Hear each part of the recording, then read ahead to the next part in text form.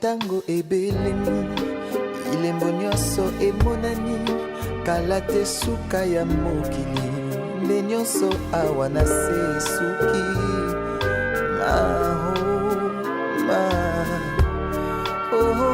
yawe papa Mungu natondi na nkanda lokola ntambo akongoloma solo alingi nde koboma kopanza pe koyiba bontango na ye tikali moke.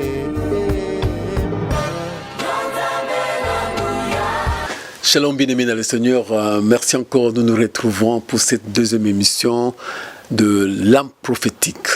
Dans cette émission, nous parlons des événements prophétiques des temps de la fin et nous analysons tous ces événements. Donc la suite de notre première émission qui était le tour des horizons, des événements prophétiques des temps de la fin. Nous avons parlé d'Israël, maintenant nous allons parler de l'Église. Oui, je suis votre humble serviteur, Dr Djéhou Moleko. Je suis docteur en théologie, expert en eschatologie biblique. Notre ministère, c'est ministère Jésus-Christ t'appelle au salut. Si vous n'êtes pas abonné à notre chaîne YouTube, abonnez-vous massivement pour suivre toutes nos émissions, suivre nos émissions. Il y a des analyses très pertinentes de ce qui se passe au temps de la fin. Alors, nous continuons aujourd'hui. Nous avons dit que l'Église, c'est le peuple spirituel issu de l'alliance que Jésus-Christ a faite avec les nations et aussi Israël, c'est-à-dire Matthieu 26, 28. Jésus qui, par son sang, fait une alliance. Et dans cette alliance, il y a eu certains Israéliens comme Paul, comme Pierre, comme les autres qui sont entrés dans l'Église. Et les autres, ils ont refusé d'entrer dans l'alliance. C'est ce que la Bible dit dans Jean chapitre 1er, qu'il est venu chez les siens et les siens l'ont rejeté. Là, c'est Israël qui a rejeté. Israël comme nation a rejeté Jésus-Christ. Mais ceux qui l'ont reçu sont devenus enfants de Dieu. Alors, ça c'est du côté Israël qui a rejeté Jésus-Christ. Mais ceux qui l'ont accepté sont devenus enfants de Dieu. Maintenant, ce qui concerne l'Église, l'Église aussi est allée évangéliser pour gagner les païens qui étaient dans le monde pour devenir maintenant des disciples de Jésus-Christ. Car la Bible dit dans Matthieu chapitre 28, verset 19, « Allez, faites toutes les nations des disciples de Jésus-Christ. » C'est comme ça que vous allez voir des païens qui vont devenir des chrétiens, comme Corneille qui était un Romain, comme Silas, comme Tite, tous sont devenus des chrétiens dans l'église primitive. Alors, qu'est-ce qui se passe maintenant dans l'église en ces temps de la fin? Nous sommes aujourd'hui le 31 août 2024. Que se passe-t-il? Nous avons parlé d'un signe très important, c'est l'apostasie dans l'Église. Et je dis tout à l'heure que l'apostasie, c'est l'abandon de la foi, c'est-à-dire abandonner la saine doctrine, parce que la foi vient de ce qu'on entend vient de la parole de Dieu. Romains chapitre 10, verset 14. Or, si vous abandonnez la parole de Dieu, vous ne pouvez pas avoir la foi. C'est la même chose maintenant. Alors, aujourd'hui, toutes les églises se réclament être dans la saine doctrine, être dans la vérité. Toutes les églises, jamais tu verras une église dire qu'elle est dans la fausseté, dans les hérésies. Alors, pour faire court à toutes ces discussions, ces polémiques, ces débats inutiles là de dire que moi je suis dans la vérité, vous êtes dans la fausseté, nous tous, nous devons avoir un standard. C'est ce standard-là qui va nous dire qui est réellement dans la foi biblique, la foi apostolique et qui s'est éloigné. C'est les enseignements des apôtres. Éphésiens chapitre 2, verset 20 nous parle que vous étiez édifiés sur les enseignements des apôtres et des prophètes et Jésus-Christ étant lui-même la pierre angulaire. Et puis Matthieu chapitre 28 verset 20 il dit enseignez-les à observer tout ce que je vous ai prescrit. De la saine doctrine, c'est les enseignements de Jésus-Christ et les apôtres ont pratiqué ces enseignements. Ils ont d'abord enseigné et puis pratiqué ces enseignements. Aujourd'hui, quand vous voyez une différence avec ce que les premiers apôtres ont enseigné par rapport à ce que nous vivons aujourd'hui, c'est que c'est nous qui sommes dans l'apostasie. Les apôtres, par exemple, n'ont jamais prié Marie, ils n'ont jamais prié les saints, ils n'ont jamais invoqué les anges, ils n'ont jamais invoqué l'archange Michael ou que ce soit, ils n'ont jamais fait les cultes de mort, ils n'ont jamais fait les cultes d'images dans l'église, ils n'ont jamais jamais eu un prophète là, qu'on a été prophète majeur, prophète mineur. Oh non, celui-là, le prophète des temps de la fin, il n'a jamais eu chez les apôtres. Donc tous ceux qui sont dans ces histoires-là, c'est ceux qui sont dans l'apostasie sans le savoir. Et puis je venais de dire que si quelqu'un est dans l'apostasie, il ne le saura pas. C'est une vierge folle. Les vierges folles ne savaient pas qu'elles étaient folles. Elles l'ont su que quand les cris de minuit a retenti. La même chose, quand les cris de minuit retentira, minuit c'est minuit prophétique, ceux qui resteront, c'est-à-dire les vierges folles et les autres seront maintenant qu'elles étaient des folles. Donc aujourd'hui, ce n'est pas un problème de dire que moi je suis dans la vérité, tel est dans la fausseté. Ça, c'est un débat déjà dépassé depuis longtemps. Prenons les standards, c'est les enseignements des apôtres. Les enseignements des apôtres, c'est là que nous devons maintenant tous nous référer. Les apôtres n'ont jamais invoqué un ange ni un archange. Les apôtres, quand vous lisez dans la Bible, ce qu'ils ont enseigné, Actes chapitre 2, là-bas, vous allez voir qu'ils persévéraient dans les enseignements des apôtres. Donc c'est ce que nous devons aussi faire, persévérer dans les enseignements des apôtres. Matthieu 24 est en train de s'accomplir sous nos yeux. Dans Matthieu 24, il est dit que vous verrez même de faux prophètes, il y aura de faux prophètes, il y aura de faux Christ qui viendront avec des miracles et des prodiges, et ils pouvaient même séduire les élus, ce que la Bible parle de Matthieu 24. Je me rappelle encore une fois ici, nous avons nous avons parlé avec quelqu'un ici, c'était une catholique, nous lui avons expliqué qu'elle est dans l'idolâtrie. Nous avons expliqué bibliquement que nous ne devons pas prier les saints, ni les saintes, encore moins prier un homme, ni avoir des images. Elle était convaincue, mais à la fin, cette dame-là nous a dit que quand elle prie Marie, quand elle fait son culte marial, elle a les ossements. C'est-à-dire que si elle est malade, elle est guérie. C'est un problème, on trouve des solutions. Donc vous remarquez qu'aujourd'hui, les gens se basent plus sur les miracles, basent sur des réponses à leurs prières plutôt qu'à la parole de Dieu. Oui, or la Bible dit, Matthieu 24, qu'il y aura des miracles, qu'il y aura des prodiges, et que ces gens-là viendront pour séduire même les élus. Donc si nous devons nous baser sur les miracles, les musulmans font des miracles, les hindous font des miracles, les kimbanguistes font des miracles. Les miracles, c'est dans toutes les églises aujourd'hui. Mais la parole de Dieu n'est pas dans toutes les églises. Éphésiens chapitre 2, 20, comme on vient de le dire ici, la sainte doctrine n'est que chez les enfants de Dieu. Nous devons nous conformer à la parole de Dieu. Tite chapitre 1er le dit là-bas, 9. Nous devons prêcher la sainte doctrine. Cette sainte doctrine, ce sont les enseignements des apôtres que Jésus qui leur a donné, et puis la pratique. Et c'est ça. Alors, tout ce que les autres peuvent faire, vous allez voir, c'est l'apostasie. Alors, la grande apostasie aujourd'hui est manifeste comment? Comme dans la ligne de 2 Thessaloniciens chapitre 2 verset 3, qu'il y a la profanation du sacré avec des musiques chrétiennes contemporaines qui ont amené le feu étranger. La musique contemporaine aujourd'hui qui se dit musique chrétienne a amené notre esprit, a amené le spiritisme, des cérémonies sataniques, des raps chrétiens dans l'église avec des paroles, quand vous allez voir, ce sont des paroles subliminales où on évoque un esprit que vous ne comprenez pas quel est cet esprit en réalité. Ce sont les anges dessus. Et la prostitution chrétienne pour gagner des âmes. Aujourd'hui, les sœurs s'habillent en sexy dans les églises comme les filles du monde. Alors comment nous sommes les temples du Saint-Esprit, nous pouvons nous habiller comme les filles du monde, où les seins sont dehors, les coudes sont dehors, les habits moulants. Donc tout cela, ce n'est pas que tu vas aller en enfer en portant ces habits, mais c'est parce que tu n'as pas reçu le véritable Jésus-Christ de la Bible que tu t'habilles comme ça. Parce que la Bible nous parle de nous habiller d'une manière décente, c'est-à-dire d'une manière qui est conforme à la bonne moralité. Nous avons la moralité chrétienne. Et c'est ça qui montre que l'Église est déjà dans l'apostasie. Et la Bible dit que ce n'est ni par la puissance, ce n'est ni par la force, c'est par mon esprit, dit l'Éternel des armées. Zacharie chapitre 4, 6. Aujourd'hui, ce n'est plus par l'Esprit de Dieu que la plupart de l'évangélisation se fait, ou bien les cultes dans les églises, c'est par l'esprit humain, par les anges déchus, que c'est fait aujourd'hui dans les églises. C'est ça que vous allez voir que ce n'est plus Zacharie 4, 6, ce n'est plus l'Esprit de Dieu qui anime aujourd'hui les églises. Ce qui anime aujourd'hui dans les églises, c'est l'esprit humain. Donc Dieu a été chassé, l'Esprit de Dieu a été chassé, la gloire de Dieu a été chassée, comme le prophète Ézéchiel a vu la gloire quitté les temples vers les temps de la fin.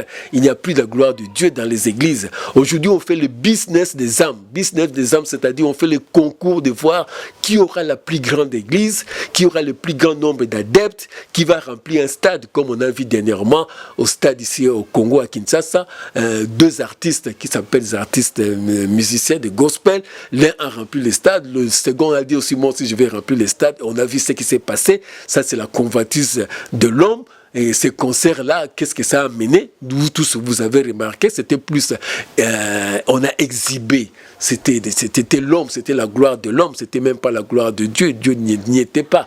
Et tout ce qu'on a vu là-bas, des danses, les cérémonies, il n'y avait rien de spirituel, rien de Dieu, même si on a prêché la parole de Dieu là-bas, mais il n'y avait rien de Dieu là-bas. On a fait ça par l'esprit humain et non par l'esprit de Dieu, parce que nous devons chercher la gloire de Dieu et non la gloire de l'homme, que l'homme a rempli les stades, et puis un musicien encore païen venir dire que ces musiciens-là chrétiens est entré dans la cour des grands.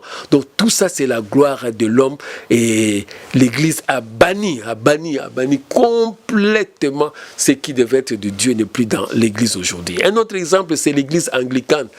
Cette Église a enlevé le mot église dans son appellation. L'église anglicane aujourd'hui ne s'appelle plus église, c'est plutôt une congrégation, une communauté. Pourquoi ils ont fait ça? C'est juste pour attirer les jeunes gens. Ils se sont rendus compte que le mot église a une connotation beaucoup plus négative. Les jeunes gens aujourd'hui ne veulent plus le mot église, ils préfèrent mieux autre chose. Alors c'est pourquoi l'église anglicane ne s'appelle plus église. Et ça, c'est l'accomplissement de 2 Timothée chapitre 4 verset 3. La Bible dit, il viendra un temps où les hommes ne supporteront pas la saine doctrine, mais ayant la démangeaison d'attendre des choses agréables, ils se donneront une foule de docteurs. Donc comme les gens ne veulent plus supporter la saine doctrine, on est en train de changer les mots des églises. C'est comme ça que vous allez voir les églises aujourd'hui, c'est beaucoup plus pour plaire aux hommes. Les messages, la prédication, c'est pour plaire aux hommes. C'est ce qu'on appelle l'évangile de social. L'évangile social. Et il y a un homme qui est allé prêcher un jour en Inde là-bas, et selon le marketing qu'on a fait de cet homme de Dieu, il a dit que quand vous allez venir, cet homme de Dieu va vous guérir. Il n'était pas venu pour l'évangile, il n'était pas venu pour Jésus, il était venu pour être guéri. Et vous savez qu'en Inde là-bas, plus de 80% ce sont des hindous. Donc vous voyez cette religion là-bas, les gens sont venus pour la guérison. Comme aujourd'hui dans l'église, quand on fait l'évangélisation entre guillemets, on vient flatter les païens pour venir à l'église. On fait le marketing, qu'on appelle le business des âmes. Donc pourquoi vous devez flatter les gens? Il faut leur dire la vérité que l'évangile, c'est venir à Jésus-Christ, c'est repentir, abandonner le péché, croire en Jésus-Christ. C'est comme ça quand Christ est péché, disait repentez-vous car le royaume de cieux est proche. Jésus-Christ n'est jamais venu pour flatter les âmes. Aujourd'hui, on flatte les âmes, on leur propose une musique qui plaît aux oreilles des gens, on leur propose des scènes, on propose des histoires pour que les gens soient contents dans l'église, mais on ne leur propose pas le vrai évangile. Et quelle est la conséquence? Vous avez un pasteur impudique, les fidèles impudiques, des pasteurs qui sont des détourneurs des fonds publics, des pasteurs, des apôtres qui sont des magiciens, toutes ces histoires se trouvent dans l'église, comme un chanteur avait dit, j'ai cherché le monde, j'ai trouvé le monde dans l'église. Aujourd'hui, ce qu'on trouve dans l'église, c'est exactement l'apostasie. C'est-à-dire, il n'y a plus de différence entre le monde et l'église parce qu'on n'a pas prêché le vrai évangile. Le vrai évangile commence par la repentance. La repentance, le mot repentance aujourd'hui n'est plus dans l'église. Et d'ailleurs, la preuve pour dire que le mot repentance n'est plus là, on ne parle même plus de l'enfer. Parce que celui qui ne reçoit pas Jésus-Christ va aller en enfer directement. Pour être sauvé, il faut recevoir Jésus-Christ comme Seigneur et Sauveur. Mais si nous ne prêchons pas ainsi et que la personne qui continue avec cette fausse assurance de salut, en étant toujours dans le monde, en n'étant pas régénéré par l'Esprit, la Bible dit que celui qui reçoit Jésus-Christ, il est régénéré par l'Esprit comme 1 Pierre le dit. Mais la personne, s'il n'est pas régénéré, continuera à vivre dans le monde, dans les soucis, les inquiétudes, la convoitise comme on voit aujourd'hui, dans le sexe, dans l'alcoolisme, dans les cultes de mort, les cultes d'argent, de mammon. Donc l'église aujourd'hui est perdue. Heureusement, il y a encore des vierges sages qui se préparent à la rencontre de l'époux, comme les 7000 hommes qui n'avaient pas fléchi leurs genoux devant Baal au temps du prophète Élie, que vous lisez dans 1 Roi chapitre 19, verset 18, et puis Romains 11, 14. Bien-aimés, il faut être comme le prophète Élie, il faut être comme Jésus-Christ lui-même quand il est venu, il faut être comme les premiers apôtres de la sainte doctrine, parce que l'Église est dans l'apostasie. Nous ne devons pas nous compromettre avec le mal. Là où il y a le mal, là où il y a le péché, vous devez dénoncer. Cette musique chrétienne, c'est une musique qui est déjà souillée de l'esprit étranger, du feu étranger. C'est ce que les gens chantent aujourd'hui dans la musique chrétienne. Vous allez constater qu'il n'y a plus la parole de Dieu. C'est juste simplement des sentiments, de la belle musique, des belles notes. Nous allons parler maintenant, le troisième, c'est les nations. Alors, nous avons parlé de première, c'était Israël, peuple physique issu des alliances, des adoptions et des promesses. Et deuxième, c'est l'Église, qui est le peuple spirituel, issu aussi de la nouvelle alliance, comme Jésus-Christ a fait Matthieu chapitre 26, verset 28.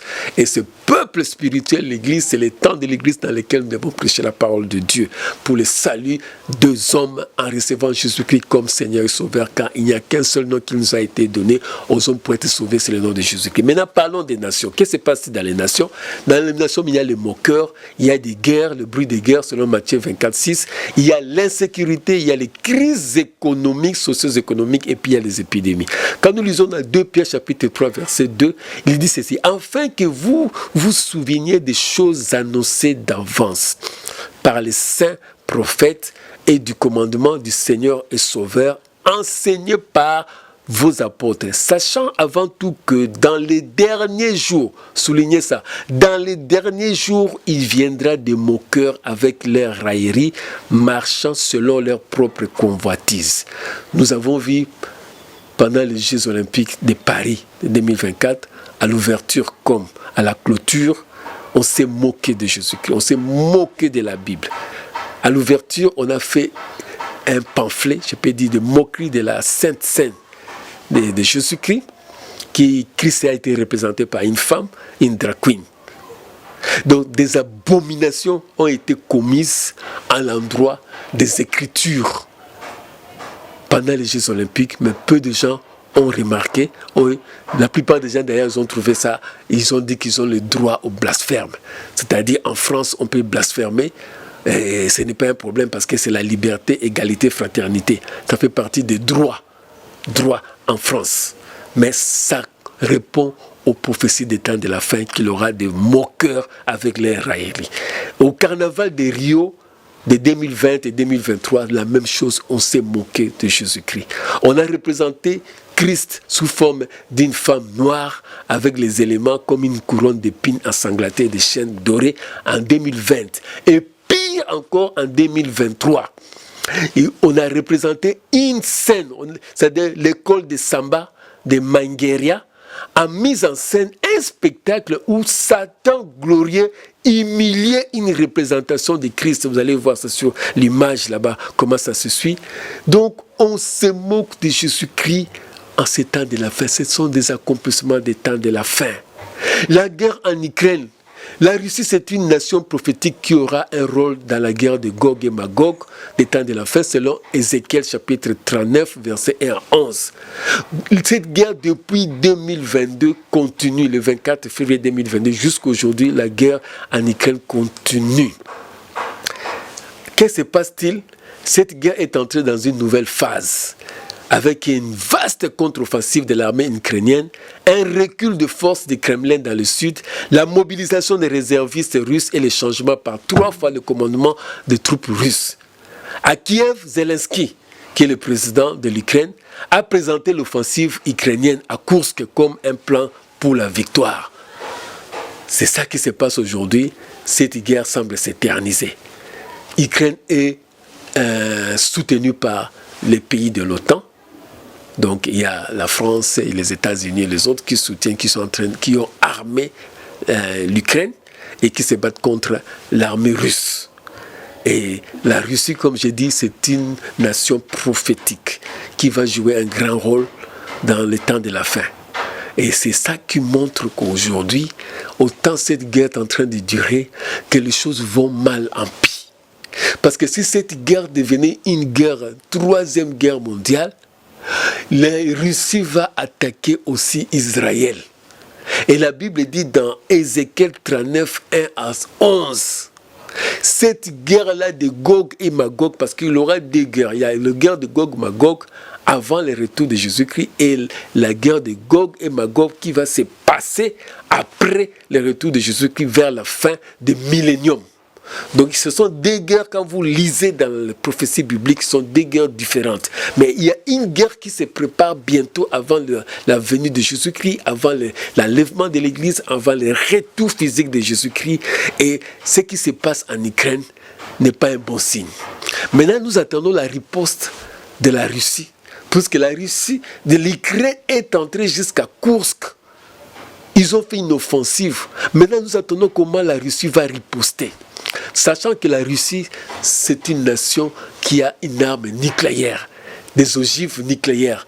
Par rapport aux États-Unis, la première nation qui nucléaire, c'est la Russie, après viennent les États-Unis. Donc, le monde est en train de croiser les bras, croiser les doigts pour savoir qu'est-ce qui va arriver. Quelle sera la réponse de la Russie? Et cela nous rapproche du retour de Jésus-Christ. Donc, nous avons fait le tour d'horizon des événements prophétiques du temps de la fin. Nous avons vu que le monde ne va pas bien. Et ça nous montre que le Fils de l'homme est à la porte. Apocalypse chapitre 3, verset 20. Voici, je me tiens devant la porte. Ça, c'est l'église de Laodicée qui représente cette église apostate qui n'a plus Jésus-Christ. Il n'y a plus Jésus-Christ dans l'église. C'est l'église de Laodicée. Voici, je me tiens devant la porte, je frappe. Si quelqu'un entend ma voix et ouvre, j'entrerai chez lui, je souperai avec lui. Jésus-Christ est en train de te demander, toi qui te dis que tu es dans une église et que tu n'es pas dans l'apostasie, compare ce qui s'est fait dans ton église par rapport à l'église primitive, l'église de Jésus-Christ, l'église des apôtres, de Pierre, l'église de Paul. S'il y a une différence entre ton église et ce qui s'est fait là-bas, c'est que toi tu es dans l'apostasie. Moi, ce que je dis, je ne suis pas une église, mais je suis la parole de Dieu. Éphésiens chapitre 2, verset 20. Vous étiez édifiés sur le fondement, sur les enseignements des apôtres. Et nous devons être fondés sur les enseignements des apôtres, Jésus-Christ étant la pierre angulaire. Regardez ce qui se passe aujourd'hui dans l'église. S'il y a une différence avec l'église des temps premiers, des temps des apôtres, c'est que nous sommes dans l'apostasie. Nous devons rentrer à l'église, nous devons rentrer à la sainte doctrine, nous devons être régénérés, nous devons prêcher le vrai évangile parce que c'est le vrai évangile, le nom de Jésus qui nous sauve. Ce n'est pas un homme, ce n'est pas une religion, ce n'est pas une église qui sauve, c'est le nom de Jésus qui sauve. C'est ce que nous sommes en train de prêcher ici. Nous vous donnons rendez-vous pour nos prochaines émissions. Si vous avez suivi au début et vous n'êtes pas abonné sur notre chaîne YouTube, abonnez-vous massivement pour continuer à suivre toutes nos émissions. Et nous sommes spécialisés dans l'eschatologie biblique. L'eschatologie biblique, c'est une eschatologie, ce sont l'étude des événements des temps de la fin. Et nous étudions les prophéties bibliques des temps de la fin pour donner au peuple de Dieu la nourriture solide, la nourriture convenable avant le retour de Jésus-Christ. Que Dieu vous bénisse au nom de Jésus-Christ. Amen.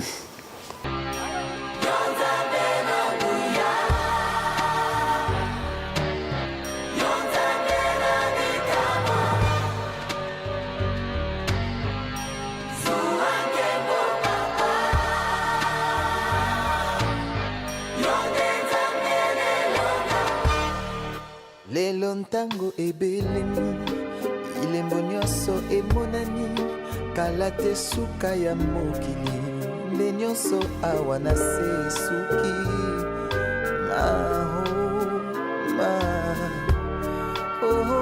yawe papa Mungu natondi na nkanda lokola ntambo akongoloma solo alingi nde koboma opanza pe koyiba mpo ntango na ye tikali moke.